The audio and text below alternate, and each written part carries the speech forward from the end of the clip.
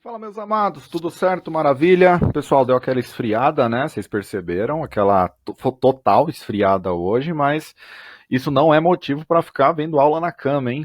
Cuidado, hein? Cuidado. Ô, pessoal, seguinte, hoje a gente começa nosso livro 3. A gente vai começar a falar sobre sistema genital feminino, tá? A gente encerrou toda a parte de sistema genital masculino. Eu começo com vocês hoje o livro 3, tá bom? Vou dividir esse comecinho, gente, em duas partes, tá?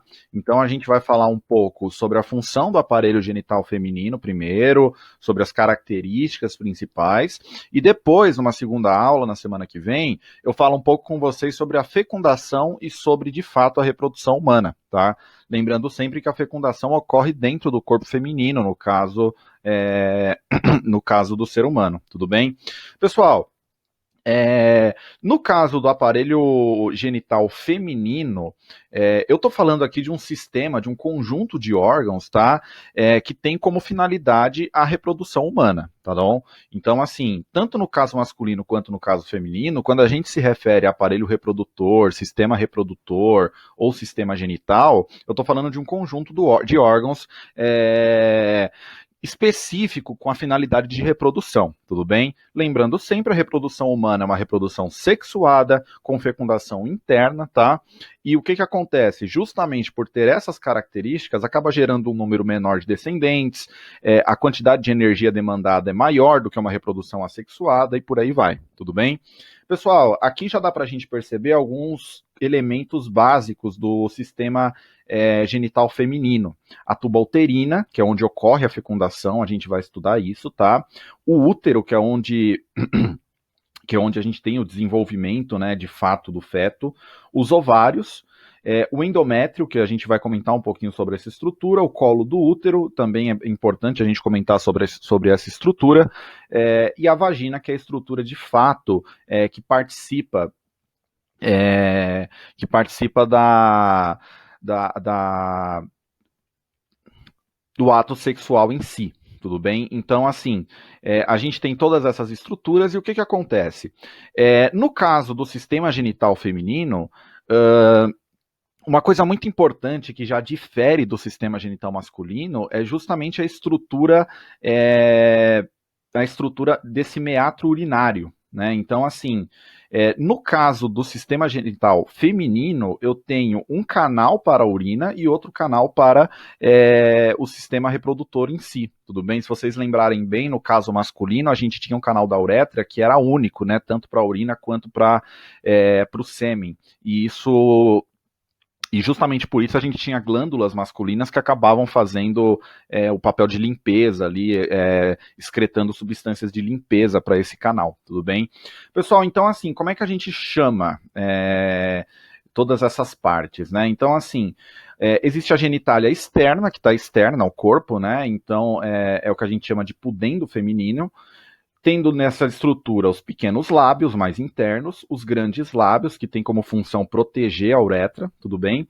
E o clítoris, que é uma estrutura bastante sensível, que tem uma ligação nervosa extremamente grande e muito ligada à formação de hormônios estimulantes e por aí vai, que a gente também vai falar um pouquinho, tudo bem?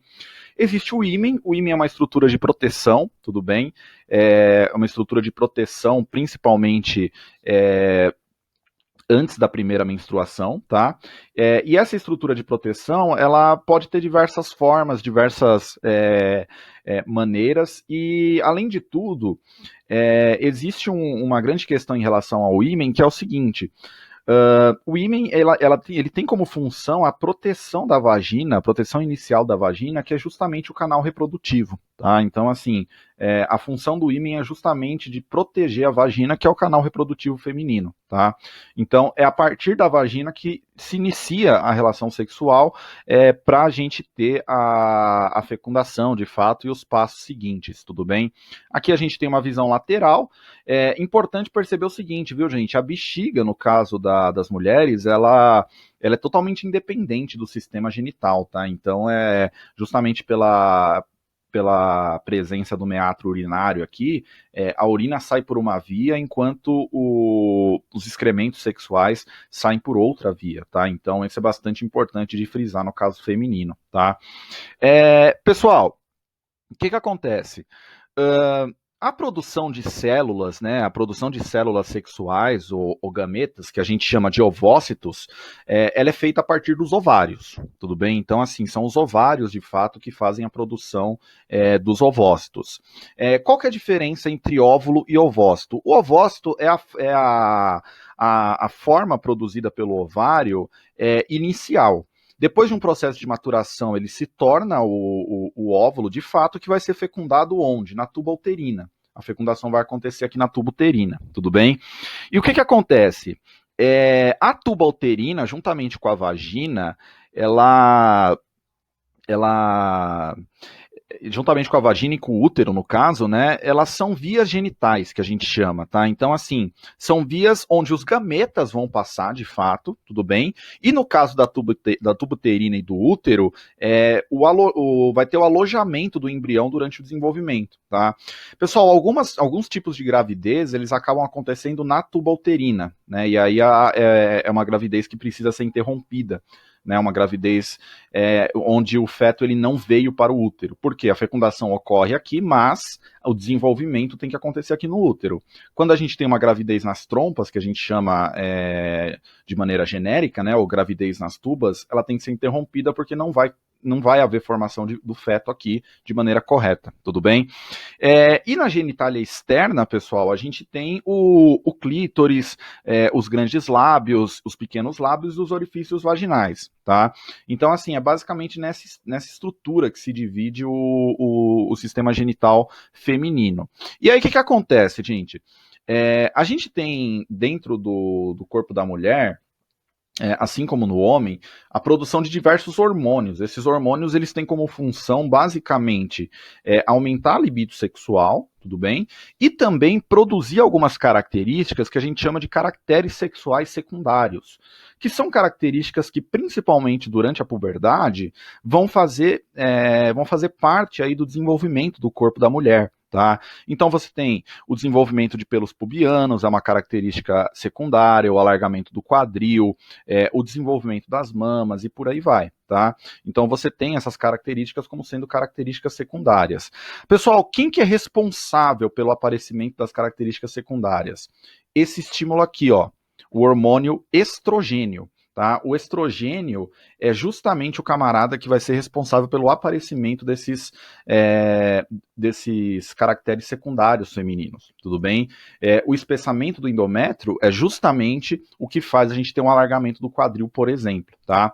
Já a progesterona mantém o endométrio intacto. Então, assim, o endométrio é uma região se a gente voltar aqui, ó, o endométrio é uma região central aqui, tudo bem, de apoio para o útero, tá? E de bastante importância no caso de uma gravidez, tá? Então é importante que ele esteja intacto, tá bom? E aí a gente tem dois tipos de hormônios, os hormônios folículo estimulantes e os luteinizantes, tudo bem? Os FSHs, eles estimulam a proliferação dos folículos ovarianos, enquanto o LH eles rompem os folículos e liberam o óvulo. Então percebam o seguinte, é um conjunto desses dois caras que de fato vai atuar para que ocorra a nossa fecundação, tudo bem? Como que a gente vai ver isso depois na próxima aula, gente, mas é importante perceber que a fecundação ela ocorre aqui na tuba uterina, depois há um processo de descida do feto aqui para o útero, tá? Onde vai acontecer o desenvolvimento de fato do feto, tudo bem? Pessoal, aqui eu trouxe um gráfico para vocês, que está no livro de vocês, que fala um pouco sobre o crescimento do folículo, o momento da ovulação, né? Que é o momento onde a mulher está de fato apta a ter a fecundação, tudo bem? Então você tem um grande aumento aqui nos hormônios, ó, perceba, e depois você vai tendo uma diminuição, né? Você vai tendo uma diminuição na questão da ovulação, você tem o corpo amarelo, que é quando eu diminuo a ovulação totalmente, e aí você tem um corpo amarelo em regressão, que é quando justamente você precisa fazer, o corpo humano feminino, né, precisa fazer a limpeza da parede que recobre o útero, num processo chamado de menarca, ou menstruação, que está representado aqui, tudo bem? Então, dentro da menstruação, a mulher não está no período fértil. Fora da menstruação, ela está no período fértil dela, tá? O período de ovulação dela, tudo bem? aqui a gente consegue perceber com um pouco mais de calma ó, o que está acontecendo, né? Durante a menstruação, eu tenho um desenvolvimento folicular, um crescimento folicular, tá? A ovulação ocorre quando o ovócito é liberado, tá? Eu libero o ovócito que depois pode vir a se tornar óvulo e pode ser fecundado. E depois disso, né, na fase lútea e na menstruação, eu tenho uma fase infértil, né, uma fase pouco fértil da mulher. A fase fértil ocorre próximo da ovulação, tudo bem?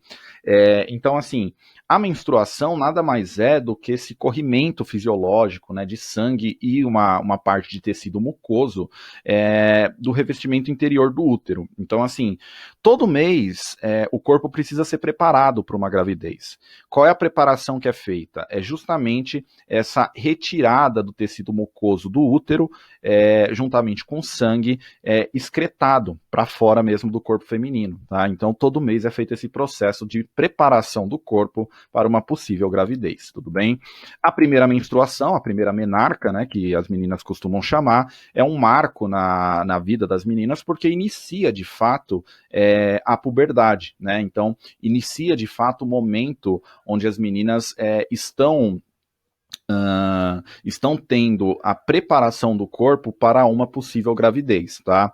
Gente, é muito importante, para a gente finalizar esse tema, é muito importante que, principalmente não, né? Certamente para as meninas é muito importante ter um controle da menstruação, né? Cada menina tem um ciclo menstrual muito bem estabelecido, mas você tem que conhecer e tem que ter um controle da menstruação, justamente para conhecer como funciona o seu corpo e saber como se dá o funcionamento dele e perceber qualquer variação de funcionamento, né? Então é basicamente isso que a gente tem para nossa aula de hoje, beleza?